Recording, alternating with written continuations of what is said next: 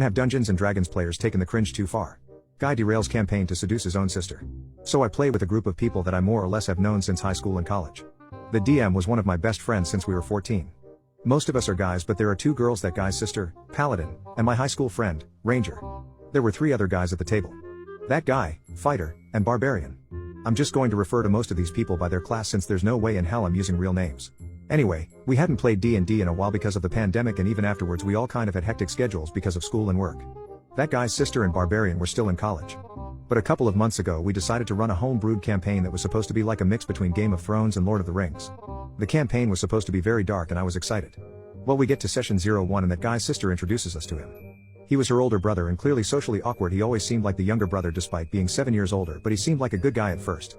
So we get into the game and we start to see red flags with this guy almost immediately. He was constantly threatening NPCs, even going as far as to murder a random drow.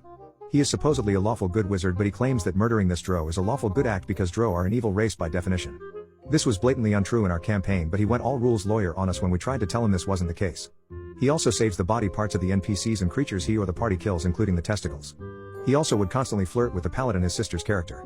We just kind of assumed it was his character decision and she would pretty much just go along with it, and we didn't question it too much until the dumbass level 1 wizard with no armor attempts to block a firebolt to defend his full HP Paladin sister, who is a wholeless level above him.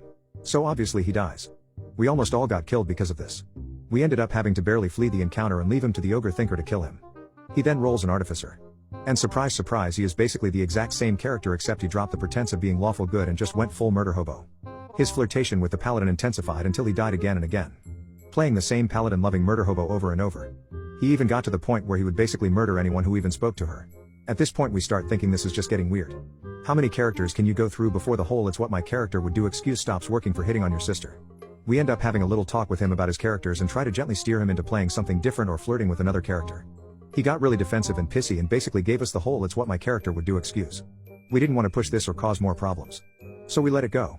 Well, he kept on escalating until he was making sexual comments about her character. Sexual content is fine in our game, but the context was making this increasingly weird. Eventually he made a comment that was clearly related to her Earl appearance and not the character, so we ended up messaging her to ask her if she wants us to kick him, but she said no. Her response was just that he is just really into the roleplay. He really likes you guys too. Yeah, because mindlessly murdering every NPC that mildly annoys him is totally quality RP. This story doesn't have a dramatic ending with the problem player going full incel and getting kicked or anything.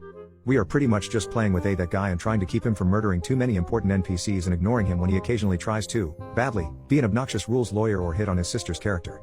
Thankfully the DM has basically caught on and most of his shenanigans just lead to him dying.